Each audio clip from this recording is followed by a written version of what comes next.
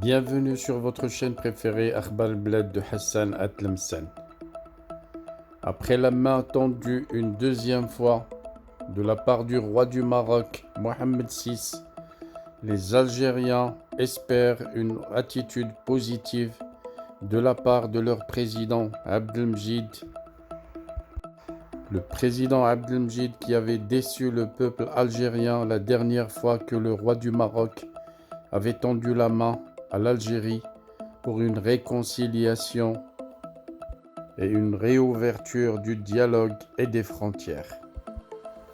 Quelle sera donc cette fois la réaction du président Abdelmjid Tebboune, le roi du Maroc Mohamed VI qui a une nouvelle fois tendu la main aux dirigeants et au peuple algérien en affirmant dans son discours du trône que les frontières qui séparent le peuple marocain et le peuple algérien frère ne seront jamais des barrières empêchant leur interaction et leur entente. Un message très ciblé envoyé aux décideurs de l'Algérie, qui sont les seuls qui insistent encore à ce que les frontières restent fermées et à ce que le dialogue reste fermé entre les deux pays. Rappelons que le Maroc a toujours tendu la main à l'Algérie pour une réouverture du dialogue. Le Maroc qui a toujours gardé une posture pacifiste face aux attaques, et au lieu de se rendre compte de ses erreurs, le régime algérien essaye avec véhémence de blâmer toujours le Maroc pour tous ces maux, même si heureusement le peuple algérien ne suit pas cette campagne de diffamation quotidienne de la part des décideurs en Algérie et de leur presse, une presse qui est largement offerte et entièrement disponible pour la propagande du régime algérien. Alors que le Maroc n'est jamais un pays va en guerre, il a toujours préféré une attitude responsable et réfléchie. En témoigne le récent discours du roi Mohamed VI qui a tendu la main à l'Algérie, l'invitant à œuvrer de concert et sans condition à l'établissement de relations bilatérales fondées sur la confiance, le dialogue et le bon voisinage. Malheureusement, le dernier geste royal était resté sans réponse. Que fera donc cette fois le président de l'Algérie? Va-t-il encore décevoir le peuple algérien frère, qui, comme le peuple marocain, désire ouvrir les frontières et se retrouver pour un développement commun de leur économie, de leur culture et de leur avenir?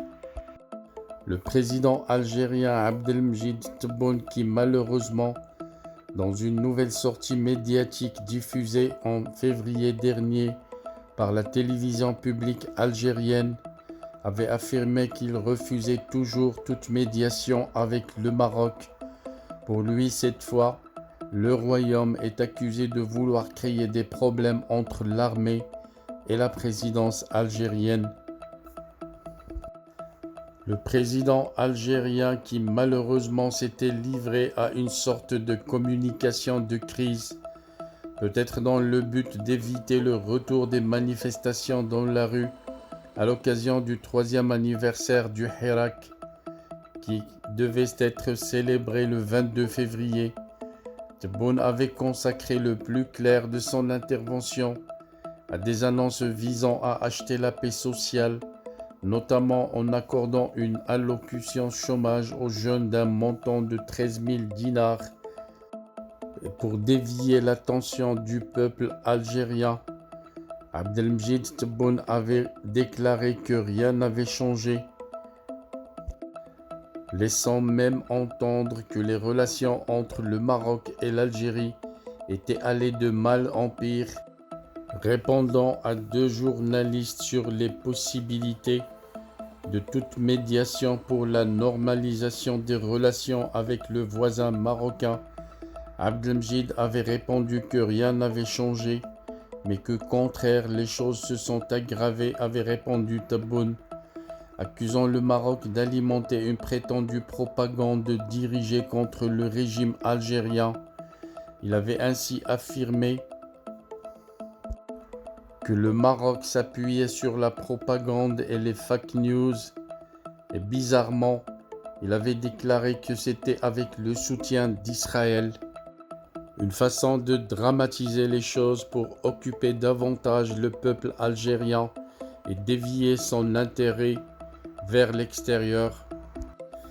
Le Maroc, qui a été toujours présenté par les dirigeants algériens comme étant le premier responsable de l'ensemble des maux dont souffre l'Algérie, est accusé cette fois de créer la zizanie au sein même du régime algérien. Tout ce qui porte atteinte à l'unité nationale et tente d'attaquer l'armée, et tout ce qui vise à inventer les problèmes entre le président et l'armée vient de l'appareil de propagande mobilisé par le voisin contre l'Algérie et soutenu par Israël. La porte restera fermée avec le Maroc, avait conclu Abdelmjid Tebboune. Et voilà que maintenant le roi du Maroc tend encore une nouvelle fois la main à l'Algérie et à ses décideurs. Je ne cache pas en tant que Marocain que je suis un peu surpris par le discours royal, étant donné que les décideurs algériens restent têtus et leur réaction est pratiquement prévisible. Il suffit de voir les réactions au discours royal des opposants algériens à l'étranger qui espèrent que l'Abdelmjid Tebboune cette fois ne déçoive pas le peuple algérien. Ils espèrent que cette fois-ci le président algérien ne fera pas des déclarations qui humilient l'Algérie et qui ne sont pas à la hauteur d'un président d'État.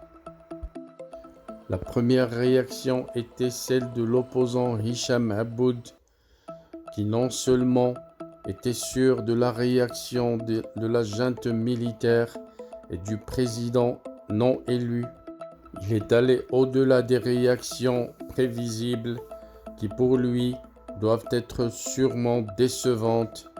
Il est allé au-delà en demandant au roi du Maroc de ne pas faire une réaction négative à une probable réaction décevante de la part de la présidence algérienne qui pour lui doit sûrement humilier davantage l'Algérie qui méritait un président meilleur.